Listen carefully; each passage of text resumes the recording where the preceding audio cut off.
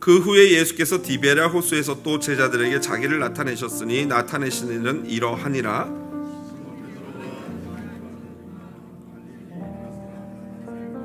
세베대의 아들들과 또 다른 제자 둘이 함께 있더니 시몬 베드로가 나는 물고기 잡으러 가노라 하니 그들이 우리도 함께 가겠다고 나가서 배에 올랐으나 그날 밤에 아무것도 잡지 못하였더니 제자들이 예수이신 줄 알지 못하는지라. 예수께서 이르시되 얘들아 너희에게 고기가 있느냐 대답하되 없나이다. 그리하면 잡으리라 하시니 이에 던졌더니 물고기가 많아 그물을 들 수 없더라. 예수께서 사랑하시는 그 제자가 베드로에게 이르되 주님이시라 하니 시몬 베드로가 벗고 있다가 주님이라 하는 말을 듣고 겉옷을 두른 후에 바다로 뛰어내리더라.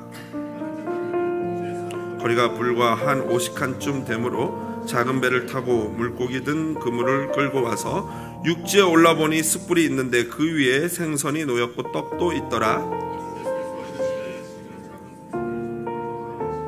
시몬 베드로가 올라가서 그물을 육지에 끌어올리니 가득히 찬 물고기가 153마리라 이같이 많으나 그물이 찢어지지 아니하였더라.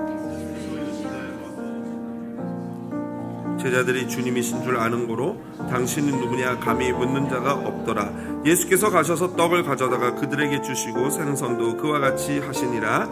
이것은 예수께서 죽은 자 가운데서 살아나신 후에 세 번째로 제자들에게 나타나신 것이라. 아멘. 요한복음 21장 1절에서 14절 본문 말씀 가지고요, 부활하신 예수님을 만나라 라는 제목으로 말씀의 은혜 나누도록 하겠습니다. 요즘 대한민국 뉴스를 보면요, 마약 청정 국가라는 말이 무색할 정도입니다. 지난주 뉴스를 보니까요, 어느 중학교 앞에서 마약을 탄 음료수를 학생들에게 무료로 나눠준 후에 그 아이들의 부모에게 전화를 걸어서 당신의 자녀가 마약을 했으니까 돈을 보내지 않으면 내가 이것을 언론에다 폭로하겠다라고 협박하던 일당이 검거됐다라는 소식을 들었습니다. 자신들의 돈벌이를 위해서 아직 미성년자인 아이들에게까지 억지로 마약을 먹이는 것을 서슴지 않는 그런 무시무시한 시대가 된 것이죠. 그게 우리 대한민국이라는 것입니다. 또 미국은 어떻습니까? 미국은 의사들이 제약회사의 로비를 받아서 마약류의 진통제를 남용하여서 미중산층 사람들이 자신도 모르게 마약에 중독되는 일이 엄청나게 많이 지금 일어나고 있다고 합니다. 그래서 실제로 저 동부 중부 가보면 이 스테이트들을 보면요, 실제로 어떤 타운은 아예 막 좀비처럼 사람들이 마약에 중독된 그런 일들이 있습니다. 이외에도 현대인들은 수많은 중독에 시달립니다. 요즘에는 디바이스, 그러니까 아이폰이나 아이패드를 이 손에서 놓지 못하는 이 영상 중독이 가장 심각하지 않을까 생각해 봅니다. 세들백 교회 원로 목사인 릭 워렌 목사님은요, 여러 중독과 관련된 치유 프로그램을 그 교회에서 진행한 것을 책으로 엮어서 냈는데, 회복으로 가는 길이라는 제목의 책입니다. 그 책의 앞부분에 보면은 이런 질문 몇 가지가 나옵니다. 여러분들 한번 이 질문에 대해서 제가 읽어드릴 테니까 답변을 한번 해보십시오. 당신은 숙면을 취해야 할 시간인 줄 알면서도 밤을 지새우는가? 속으로 하십시오. 속으로. 겉으로 네 이러지 마시고 속으로 한번 해보십시오. 자기 혼자 생각해 보십시오. 몸에 필요한 칼로리 이상으로 먹고 마시는가? 운동해야 하는 줄 알면서도 하지 않는가? 해야 할 옳은 일이 무엇인지 알면서도 하지 않는가? 잘못인 줄 알면서도 유혹에 빠지는가? 이기적이지 말아야 하는 줄 알면서도 이기적인가? 어떤 사람이나 어떤 것을 통제해 보려고 했지만 손 쓸 수 없었던 적이 있는가? 라고 묻습니다. 여러분 이 중에 몇 개나 예 또는 아니요 라고 답변을 하셨습니까? 혹시 이 중에 모든 질문에 아니요 라고 답변하신 분 계십니까? 한번 손. 만일 그런 분이 계시다면요, 그분은 이 세상 분이 아닙니다. 이 제약된 세상에 어울리지 않는 분이에요. 저도 보면서 읍질려 하면서 몇 번씩 예 이렇게 답을 했거든요. 릭 워렌은 이거에 대해서 이렇게 말합니다. 만일 당신이 이 질문들 중 하나라도 예라고 대답했다면 당신도 우리와 성정이 같은 인간이다. 우리는 모두 회복이 필요하다. 옆에 분에게 이렇게 말씀하시죠. 당신과 나는 회복이 필요합니다.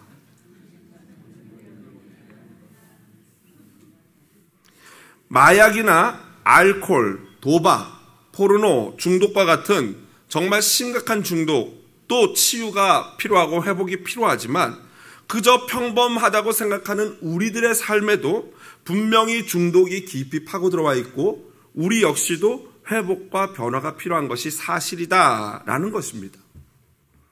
그렇다면 어떻게 우리는 우리 삶의 회복과 변화를 이끌어낼 수 있을까요? 오늘 본문을 통해서 한번 살펴보기를 원합니다. 첫 번째로 우리가 회복을 하기 위해서는요, 부활하신 예수님을 만나야 할 줄로 믿습니다. 부활하신 예수님을 만날 때 회복이 일어납니다. 오늘 본문은요, 제가 가장 좋아하는 성경 본문 중에 하나입니다. 어쩌면 원톱이라고 할 수 있어요. 많은 분들도 아마 저와 같은 생각이실 것입니다. 그러나 사실 이 본문은요, 중요한 문제점 하나를 가지고 있습니다. 먼저 보시면 20장, 그 앞에 장 20장 30절 31절을 보면요, 예수께서 제자들 앞에서 이 책에 기록되지 아니한 다른 표적도 많이 행하셨으나 오직 이것을 기록함은 너희로 예수께서 하나님의 아들 그리스도이심을 믿게 하려 하며 또 너희로 믿고 그 이름을 힘입어 생명을 얻게 하려 함이니라 라고 글을 완벽하게 마무리하고 있습니다. 그런데 그는 글을 이렇게 완벽하게 마무리하면서도요, 했는데도 갑자기 또 21장에 그 후에 라고 또 시작을 합니다. 그래서 어떤 학자들은요, 후대 어떤 사람이 요한의 제자나 제자의 제자 누군가가 이 글을 요한복음을 읽고 나서 뭔가 부족하다 싶어서 추가적으로 이 글을 애드한 것이다 라고 말하는 사람들도 있습니다. 하지만 복음주의 학자들은요, 그것이 아니라 요한이 기록한 것이 맞다라고 말합니다. 이 21장은 요한이 기록한 것이다. 저 역시 21장을 보면서 이것은 요한이 기록하지 않고는 도저히 쓸 수 없는 글이다라는 생각을 합니다. 너무 디테일하죠? 너무 자세하죠? 그래서 이것은 어떻게 된 것이냐?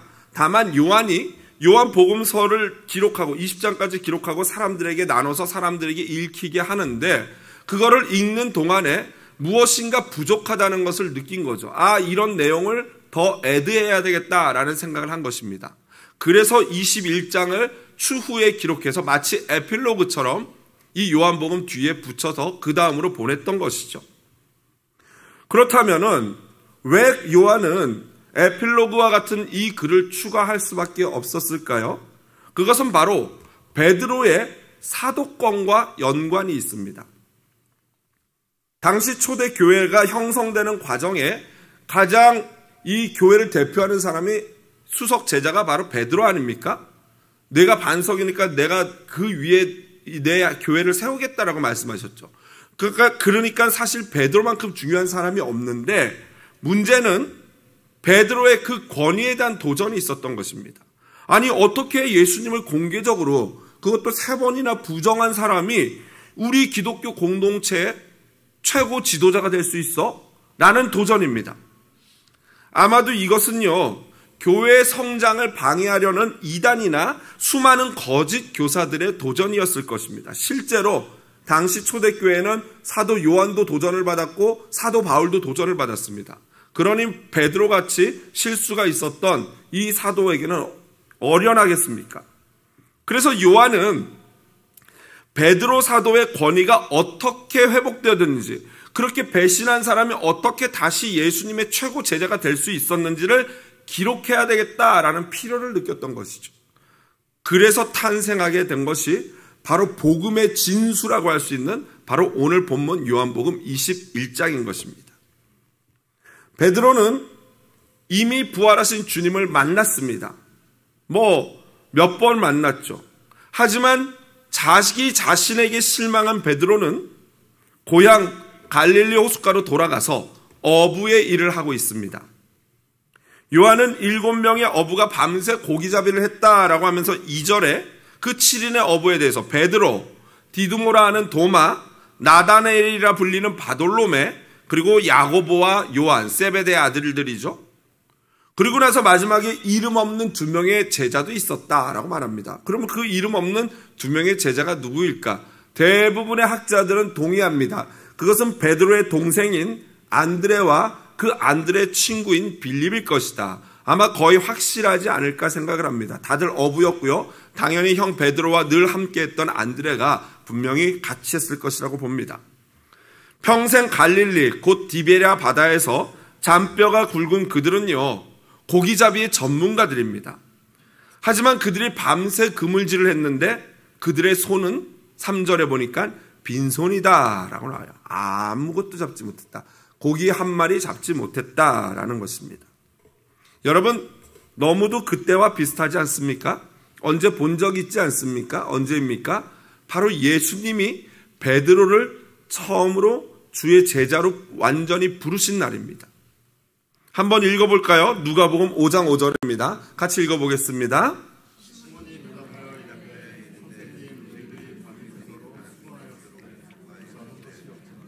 말씀에 의지하여 내가 그물을 내리리이다 하고 아멘. 그렇습니다. 그날도 밤새 수고했지만 한 마리도 잡지 못했어요. 그리고 오늘도 밤새 수고했지만 한 마리도 잡지 못합니다. 요한은 이것이 예수님이 제자들에게 나타난 세 번째라고 14절에 말합니다. 하지만 복음서 전체를 보면요, 한 10번도 넘게 예수님이 제자들에게 나타나셨다는 것을 알 수 있습니다. 아마도 요한은 자신의 복음서에서만, 그리고 예수님이 마리아를 만났던 사건을 제외하고 제자들과 만났던 만남 가운데 바로 이 마지막 만남이 완벽한 사랑의 만남인 세 번째 만남이다라고 독자들에게 말하고 싶었던 것으로 보입니다. 왜요? 이스라엘 사람들에게는 3이라는 숫자가 어떤 숫자라고 말씀드렸습니까? 완전수라고 말씀드렸습니다.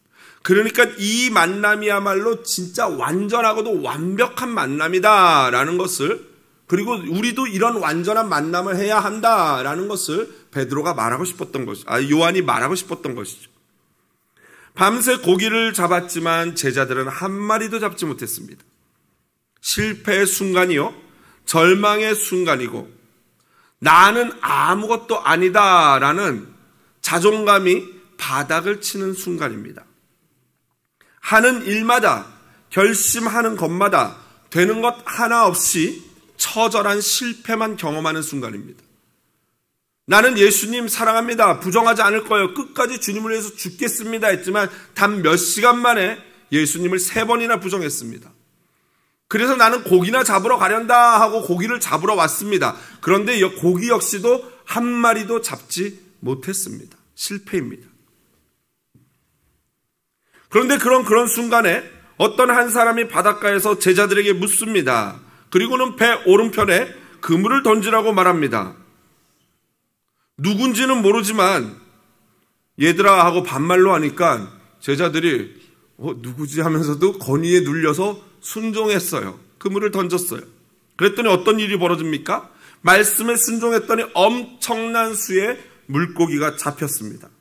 그 물고기의 수는 153마리입니다. 153마리. 그런데도 그물은 멀쩡합니다. 기적입니다. 어부 생활을 통틀어서 두 번째 겪는 기적입니다. 또 이것 역시도 그때와 비슷합니다.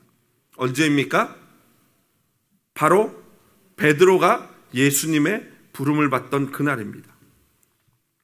요한은 즉각적으로 이분이 예수님임을 알아차리고 베드로에게 알려주었습니다. 요한이 베드로에게 말하자 베드로는 작업하느라 벗고 있었던 겉옷을 다시 두르고 물속에 뛰어듭니다. 여러분, 헤엄을 치거나 물속을 걸으려면 겉옷을 어떻게 하는 게 편합니까? 벗는 게 편하죠, 오히려. 그런데 왜 베드로는 겉옷을 두르고 뛰어들었을까요? 아마도 그것은 예수님에 대한 사랑, 예수님에 대한 존중 때문이었을 것입니다. 감당하기 어려울 정도로 젖으면 무거워지는 겉옷을 입고 베드로는 그 차디찬 새벽 바다에 뛰어들었습니다. 요한은 오늘 본문에 보니까 50칸밖에 되지 않는다. 배와 물의 거리가. 그래서 굉장히 가깝다고 얘기합니다. 당연히 어부로서는 굉장히 가까운 거리죠. 그러나 이 50칸이라는 거리를 오늘날로 환산하면은 이것이 200규빗이고 오늘날로 환산하면은 90에서 100m, 그러니까 한 110야드 정도 되는 거리입니다. 여러분 혹시 수영 100m 쉬지 않고 하시는 분 계십니까? 계시겠죠? 그러나 제가 알기로는, 제가 이렇게 쓱 보기로는 대부분 못 하실 것 같습니다. 거기다가 수영복만 입고 해도 힘든데 두툼한 겉옷을 입고 수영을 한다? 결코 쉬운 일이 아닙니다. 그저 바다에서 잔뼈가 굵은 어부라서 용기 낼 수 있는 부분이죠. 여러분, 그럼 무엇이 그를 그 차디찬 새벽에 무거운 겉옷까지 두르고 뛰어들게 했을까요? 베드로는 겉옷을 입고 꽤 먼 거리를 헤엄쳐 나왔습니다. 나머지 제자들은 물고기를 끌어올려 그리고 배를 타고 그를 따라왔습니다. 베드로는 너무 예수님을 사랑해서 겉옷을 입은 채로 바다로 뛰어들어 주님 앞에 허겁지겁 나왔는데, 젖어서 축 처진 겉옷에서는 마치 베드로의 마음속에 흐르는 회개의 눈물을 대변하듯 물이 뚝뚝 떨어지고 있습니다. 너무 사랑해서 그 겉옷까지 입고 주님 앞에 섰는데 막상 예수님 앞에 서니까 도저히 말이 나오지 않습니다. 할 말이 없습니다. 너무 사랑하는데 도저히 그 말을 할 수가 없어요. 정적만이 흐르고 나무 타는 딱딱 나무 타는 소리만 들립니다. 여러분, 이 장면 역시 많이 보았던 장면 아닙니까? 바로 베드로가 실패하고 절망했던 그날 밤과 너무나도 똑같습니다. 요한복음 18장 17절 18절 한번 읽어볼까요? 같이 읽어보겠습니다. 문 지키는 여종이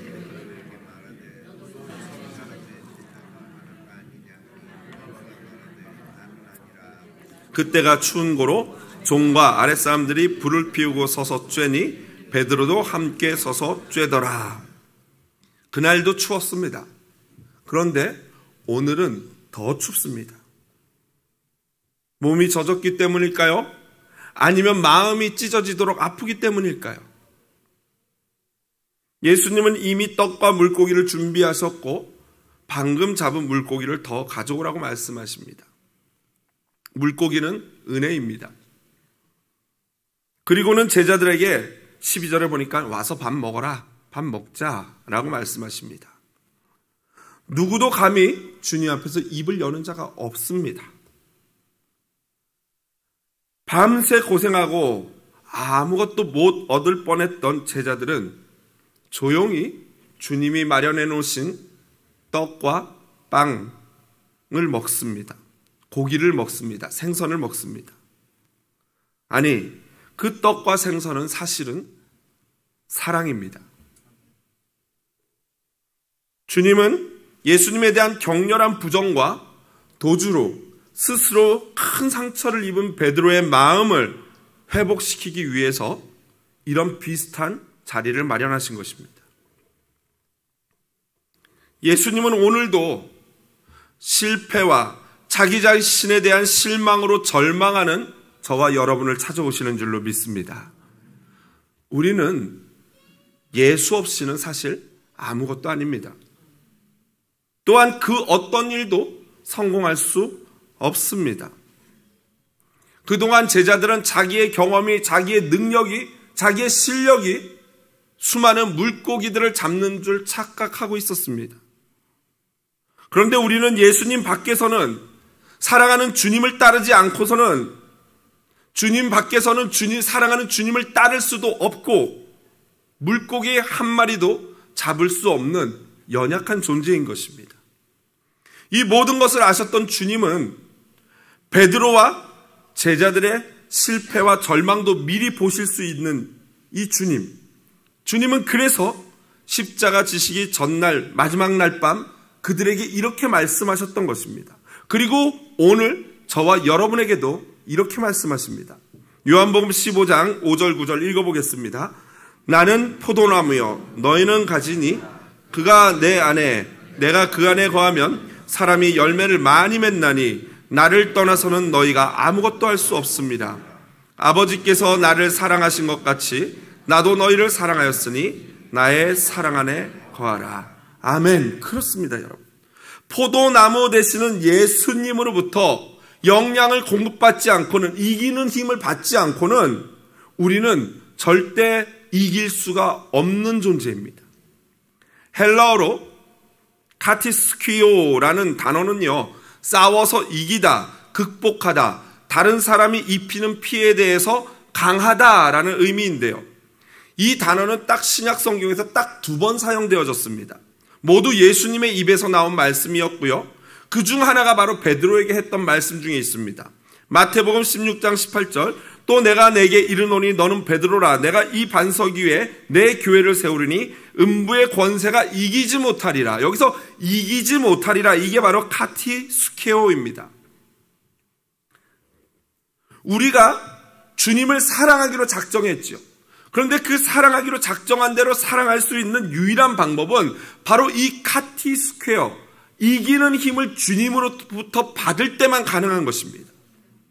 그리고 이 카티스퀘어, 이기는 힘을 주시는 분은 바로 지금 제자들을 위하여 떡과 고기를 구워주고 계시는 예수님이신 것입니다. 그렇습니다. 베드로는 부활하신 예수님을 만남으로 지금 회복과 치유의 은혜를 경험하고 있습니다. 우리는 십자가의 예수님을 만남으로 죄 사함을 얻고 부활하신 예수님을 만남으로 회복을 경험합니다. 다시 말씀드립니다. 우리는 십자가의 예수님을 만남으로 죄 사함을 얻고 부활하신 예수 그리스도를 만남으로 회복을 경험합니다. 로마서 4장 25절에 사도 바울은 이것을 신학적으로 잘 설명했습니다. 같이 한번 읽어보겠습니다. 예수는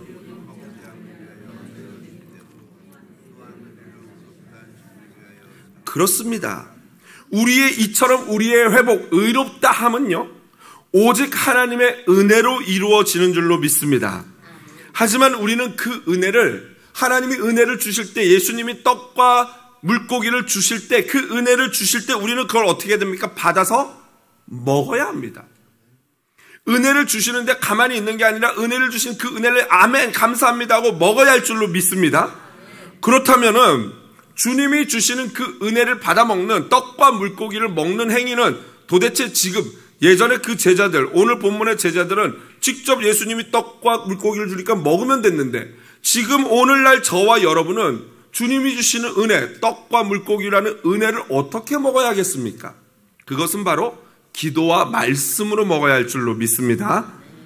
특별히 기도와 말씀인데, 저는 예수님의 회복의 은혜를 먹는 행위를 특별히 먹는 것과 반대되는 금식 기도로 추천을 드립니다. 기도와 말씀 맞는데 그 중에서 한 가지 더 강조드리면 금식 기도요. 회복의 은혜를 먹는 것은, 은혜를 먹는다는 것은 우리의 육체 거를 먹지 않는 것, 금식 기도를 통해서 더 강력하게 체험할 수 있다는 것입니다. 포틀랜드에 있는 브릿지타운 교회의 존 마크 코머 목사님은 다음과 같이 말합니다. 같이 한번 읽어보겠습니다. 금식은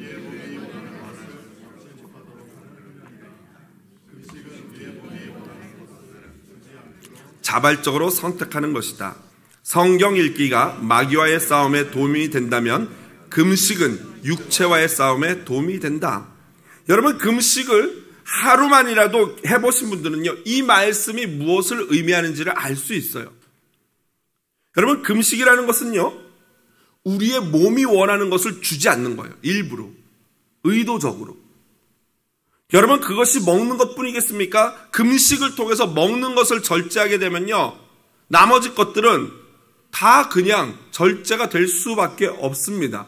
뭐 다른 거 할래도 힘이 없어요. 일단, 그죠? 배고파 죽겠는데 뭘 할 수 있겠습니까? 여러분, 우리 기독교가 잃어버린 귀한 전통 중 하나가 뭔지 아십니까? 바로 가장 강력한 경건의 훈련인 금식 기도를 잃어버린 거예요. 금식, 물론 여러분, 금식을 강조하는 것이 금식 만능주의 옳지 않습니다. 금식한다고 다 되는 거 아니에요. 절대 그렇지 않습니다. 또 금식을 주장하는 것이 결코 행위 구원을 주장하는 것도 아닙니다. 그리고 또 금식함으로 나의 공로를 내세워서 바리새인들처럼 하나님의 은혜를 축소시켜서도 안 됩니다. 말 그대로 금식은요, 내 육신을 죽이는 거예요. 육신을 쳐서 복종하는 거예요. 특히 이 금식 기도는요, 세상 정욕, 막 세상 것들 탐내고 돈, 막 부자, 막 예쁘고 막 이런 것들 탐내는 것, 세상의 음란한, 요즘 세상이 얼마나 음란합니까? 이 음란한 것들에 대한 도전을 굉장히 효과적으로 강력하게 방어할 수 있는 힘이 바로 금식 기도입니다. 여러분, 이 말을 못 믿겠거든 3일만 한번 굶어 보십시오. 다들 막 얼굴이 잿빛이 됩니다. 하실 수 있습니다. 여러분, 3일 굶어 보시면요, 다른 죄질 생각이 절대 안 납니다. 오직 짜장면 생각만 납니다. 짜장면 생각. 여러분, 이것도 이겨내야 됩니다. 사실 짜장면 생각도 이겨내야 돼요. 그리고 그 대신 뭘로 채워야 합니까? 금식하면서 말씀, 예수 그리스도로 그 마음과 생각을 채워야 하는 것입니다. 그렇습니다. 여러분, 하나님의 은혜를 먹기 위해서는 우리 육신의 정욕을 제어해야 돼요. 육신을 비워야 돼요. 정욕을 비우고 인간적인 본능들을 자꾸 비워내야 하는 것입니다.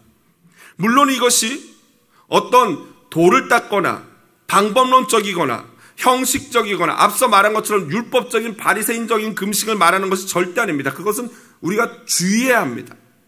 진정한 금식, 예수만을 구하며 내 육신을 쳐서 복종하는 마음으로 하는 금식은 놀라운 여러분 은혜를 경험하게 됩니다. 저는 매년 정기적인 금식을 하려고 노력을 합니다.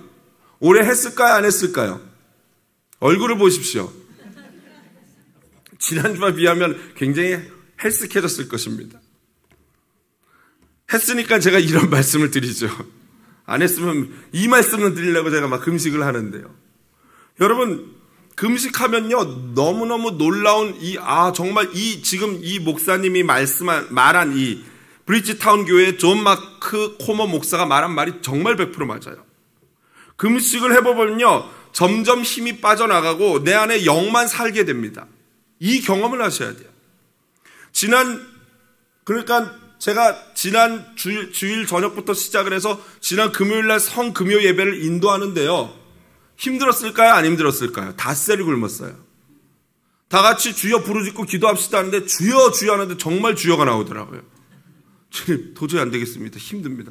막 지금도 그냥 미음 같은 죽만 먹었거든요. 그러니까 배에 힘이 없어요. 지금도 힘들어요. 등에 땀이 납니다. 그런데 여러분, 놀라운 경험을 한 게 뭔지 아십니까? 그때 찬양 부른 게 거룩하신 하나님, 날 위해 이 땅에 오신 주님 하면서 마지막 후렴 부분이 내가 약할 때 강함 주고 이거잖아요. 이 부분이 정말 얼마나 은혜가 되는지 몰라요. 내가 진짜 정말 쓰러질 것 같이 약한 이 순간에 주님 은혜를 주시옵소서라고 진심으로 찬양하게 되는데 정말 놀라운 하나님의 은혜가 임하더라고요. 여러분, 왜 금식합니까? 요즘 현대인들은 너무나 풍성해요. 그냥 아무것도 부족함이 없고 하나님께 나갈 일이 없어요. 그냥 내가 열심히 노력하면 되고 그냥 모든 게 풍성하니까. 그런데 왜 금식을 하니? 예수님이 40일 금식하고 모세도 80일을 금식하는데 왜 합니까? 너무 풍성하고 편안한 이 삶에서 광야의 삶으로 나가는 거예요. 억지로라도 강한 나를 약하게 만들어 보는 거예요. 나를 죽이는 거예요. 내 몸에 아무것도 넣지 않음으로 말미암아 내가 얼마나 연약한 존재인지 광야의 나를 만들어 보는 거예요. 그러므로 말미암아 누구에게 나갑니까? 예수께로 나가게 하는 거예요. 여러분, 하나님이 우리에게 왜 연약하고 힘든 환경을 주십니까? 그걸 통해서 예수님께로 나오라는 거예요. 여러분, 환경이 너무나도 풍성해서 더 이상 예수님 찾지 못하겠거든 굶어서라도 나를 연약하게 만들어서 예수님 앞으로 나와야 할 줄로 믿습니다. 이게 금식 기도의 은혜예요. 부활하신 예수님을 만남으로 절망의 자리, 실패의 자리, 기도하고 말씀하고 심지어 금식하며 기도함으로 그 예수님을 만날 때 회복과 놀라운 치유의 은혜를 경험하게 될 줄로 믿습니다. 이제 예수님은 베드로에게 15절에 보니까 내가 나를 사랑하느냐? 라고 3번을 묻습니다. 이 역시 3번이나 예수 그리스도를 모른다고 부정한 베드로를 배려한 것입니다. 네가 나를 3번 부정했으니까 다시 한번 대답해봐. 3번 인정해봐. 라고 배려하시는 것입니다. 3번의 실패를 다시 3번의 고백으로 완벽하게 바꾸시는 것입니다. 이제 베드로에게 다시 그의 사랑을 회복시키고는 그에게 이제 두 번째로 소명, 사명을 회복시키십니다. 그렇습니다. 부활하신 예수님을 만날 때 우리의 사명이 새로워지는 줄로 믿습니다. 여러분, 베드로는 생선을 잡는, 물고기를 잡는 밤새 고민했을 거예요. 아니, 그날만이 아니라 예수님을 부인하고 엉엉 울면서 기도한 날부터 계속 끊임없이 이 질문을 했습니다. 마음속에서. 내가 정말 주님을 사랑하나? 내가 정말 주님을 사랑하는 거 맞나? 아니, 그런데 어떻게 그렇게 사랑한다고 말하고 죽기까지 따르겠다고 말해놓고 바로 몇 시간 만에 예수님을 모른다고 그것도 저주까지 하면서 내가 부정할 수 있지? 나 정말 예수님 사랑하는 거 맞아? 라고 그렇게 스스로에게 끊임없이 질문했을 거예요. 그물질하는 내내 그 질문합니다. 너 정말, 베드로, 너 정말 이 주님을 사랑한 거 맞니? 그런데 여러분, 1000번을 묻고 10,000번을 묻고 수만 번을 물어도 베드로의 답은 한 가지예요. 무엇입니까? 네, 주님을 사랑합니다. 주님을 사랑합니다. 바로 그 고민의 결과가 오늘 17절 답변이에요. 17절 하반절에 보면은 마지막 세 번째 물으시니까 베드로가 근심하여 이르되 주님, 모든 것을 아시오매 내가 주님을 사랑하는 줄을 주님께서 아시나이다. 무슨 말입니까? 주님 아시지 않습니까? 내가 약속하고 그러나 내가 죄인이고 연약하여서 그 약속을 지키지 못해 주님 모른다고 부정하고 배신했지만, 그러나 주님, 내 마음의 근본인 근심, 이 깊은 곳에 주님을 사랑하는 그 마음은 주님이 아시지 않습니까? 주님, 다만 저는 연약했을 뿐입니다. 그렇습니다. 기도와 말씀, 금식과 같은 경건의 훈련으로 이기는 힘, 하나님의 은혜를 먹지 못했기 때문에 베드로가 부정할 수밖에, 부인할 수밖에 없었던 것입니다. 그러자 주님이 뭐라고 대답하십니까? 그래, 그럼 됐다. 그건 안다면은 이제 됐다. 너는 내 양을 치라, 내 양을 먹이라, 내 양을 먹이라 라고 말씀하십니다. 이렇게 베드로는 다시 주님의 제자가 되고, 이렇게 베드로는 초대교회 수장이 될 수 있었던 것입니다. 부활하신 주님을 만났고 사랑을 확인했고 주님의 새로운 소명, 부탁을 받았습니다. 베드로는 사실 예수님이 십자가에 달려 죽으시는 그날 같이 십자가에 죽었던 것입니다. 자아, 교만, 허세, 자존심, 내가 할 수 있다는 착각, 그 모든 것이 예수 그리스도와 함께 십자가에 못 박혔던 것입니다. 하지만 부활하신 주님은 그 죽은 베드로를 찾아오셔서 다시 사랑으로 그를 회복시키셨습니다. 바로 다시 베드로를 살려내신 것입니다. 말씀을 마무리합니다.